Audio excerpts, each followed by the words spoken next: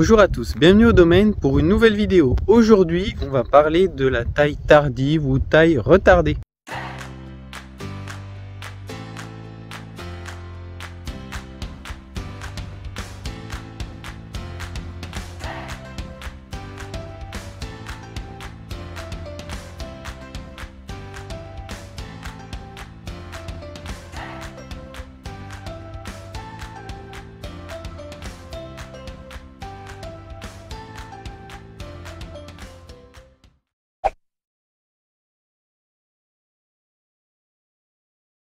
Bon alors comme son nom l'indique, la taille tardive, la taille retardée, elle consiste à tailler le plus tard possible pour essayer de gagner un petit peu de temps sur le débourrement, parce que plus on va tailler tard, plus ça va retarder le débourrement et ça va surtout retarder le débourrement des bourgeons que l'on veut garder.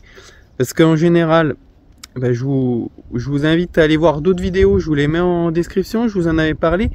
La vigne, elle a un phénomène qui s'appelle l'acrotonie, donc elle a comme caractéristique de développer prioritairement le bout de ses rameaux, les bourgeons qui sont le plus loin du pied, parce que c'est une liane notamment. Donc le développement de ces bourgeons-là en bout de pied fait que si on laisse ces bourgeons-là en premier se développer, si on vient tailler par la suite ces bourgeons-là, les bourgeons plus proches du pied ne seront pas développés. C'est un petit peu schématique, mais je pense que ça représente bien un petit peu le principe de l'acrotonie.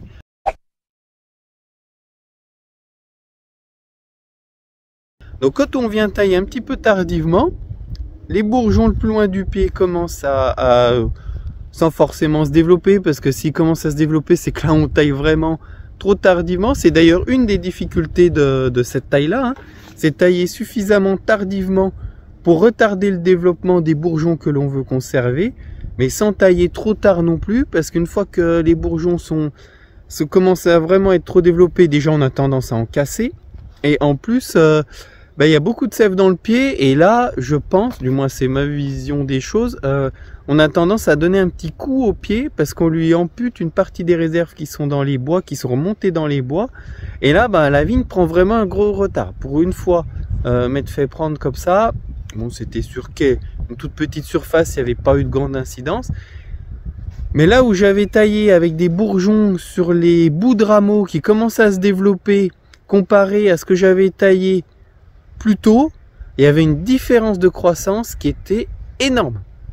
Donc voilà, donc déjà, première difficulté, il faut trouver le juste milieu. En plus, après, tailler c'est bien, mais il faut prendre en compte le temps de tirage des bois.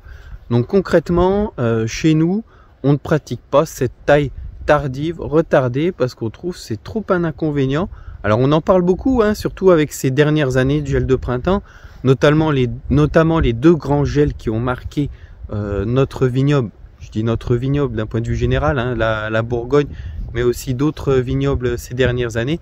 Je pense notamment particulièrement chez nous 2019 et 2021 qui ont été des années catastrophiques. Donc on parle beaucoup de remettre un petit peu d'actualité cette technique qu'utilisaient les anciens, de tailler un petit peu plus tard.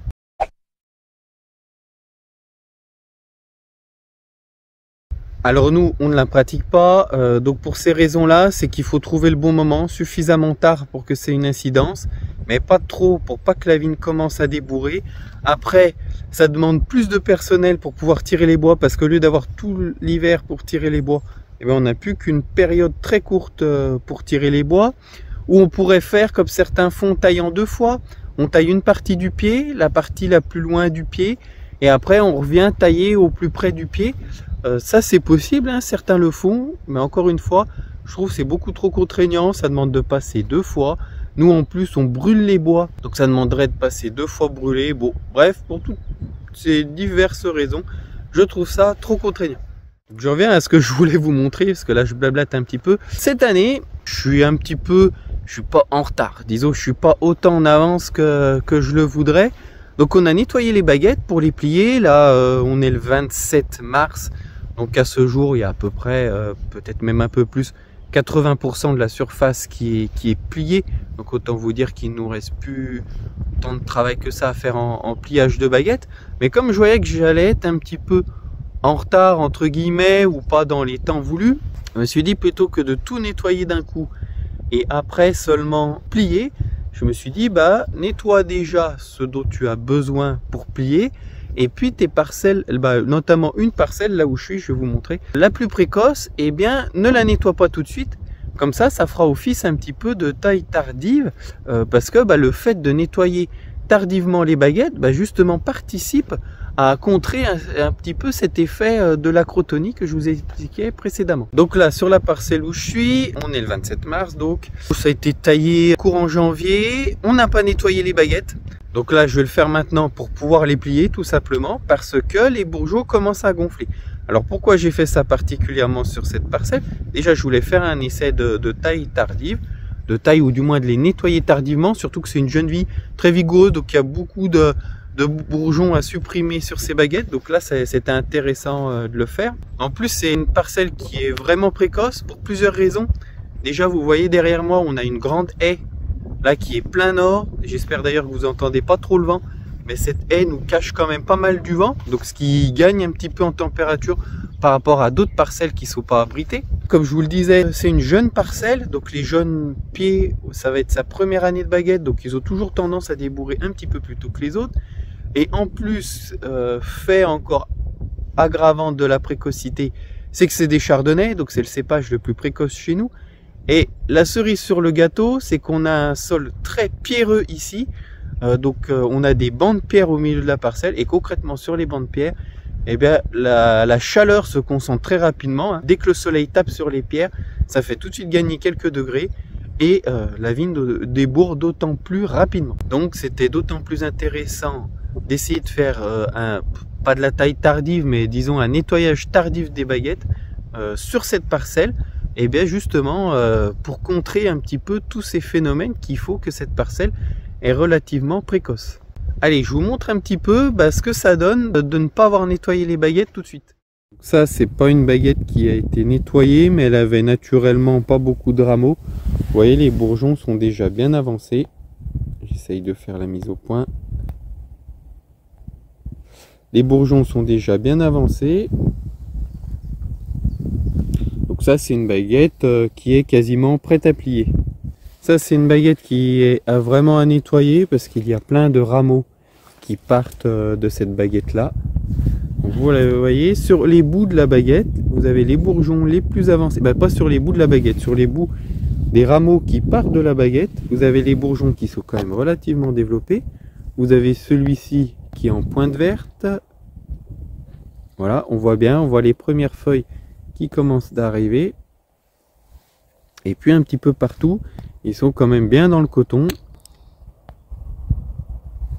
Donc là, on voit bien, ils commencent à pousser quand même joliment.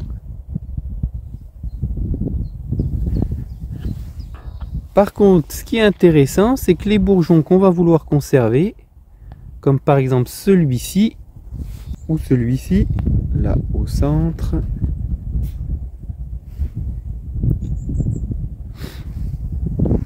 Bon, et puis comme vous pouvez le voir ici, malheureusement ça ne marche pas tous les coups, parce qu'on voit bien que là ce bourgeon il a commencé à se développer, donc ça on va s'en débarrasser, c'est pas un souci.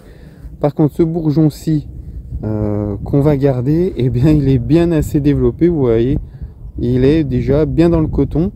Donc même en gardant les rameaux auxiliaires, eh bien ça n'empêche pas que parfois le bourgeon principal se développe quand même plus que ce qu'on voudrait. Donc, comme vous le voyez, ceux-là sont beaucoup moins développés parce que eh bien, les premiers bourgeons à se développer, c'est ceux qui sont au bout des rameaux, les plus loin du rameau principal. C'est eux qui se sont développés et donc ont empêché le premier bourgeon à la jonction de ces rameaux-là de se développer. Donc c'est ça qui est intéressant dans le fait de nettoyer les baguettes tardivement ou tailler tardivement. Nous là pour le coup ce sera uniquement le nettoyage des baguettes qui sera un petit peu plus tardif. Donc ça limite le développement du bourgeon que l'on veut garder. Donc ça c'est plutôt très intéressant.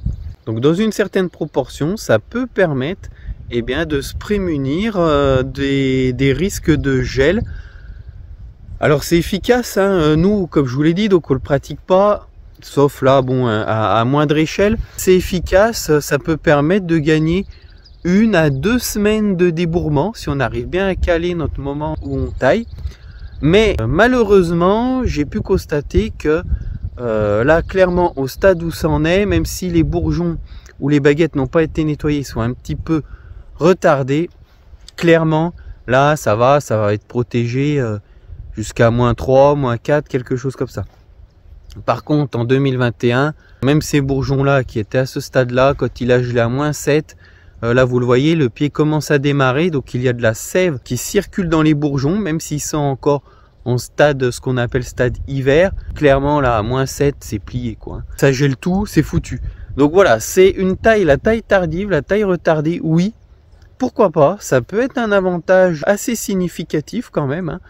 Mais encore une fois, avec des conditions qui sont relativement favorables, d'humidité, disons pas trop humide et pas trop froid, hein. Il ne faut pas que ça descende à des températures trop basses comme on a pu avoir en 2019 et 2021.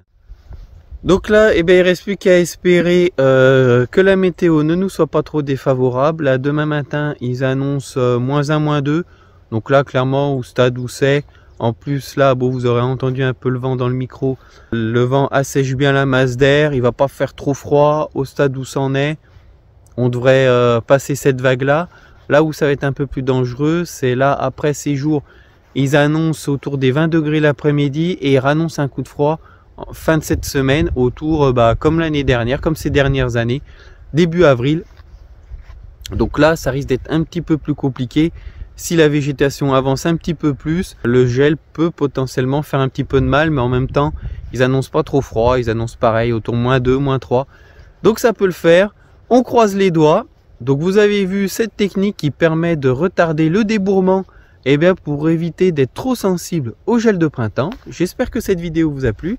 N'hésitez pas à poser vos questions en commentaire. À la prochaine au domaine.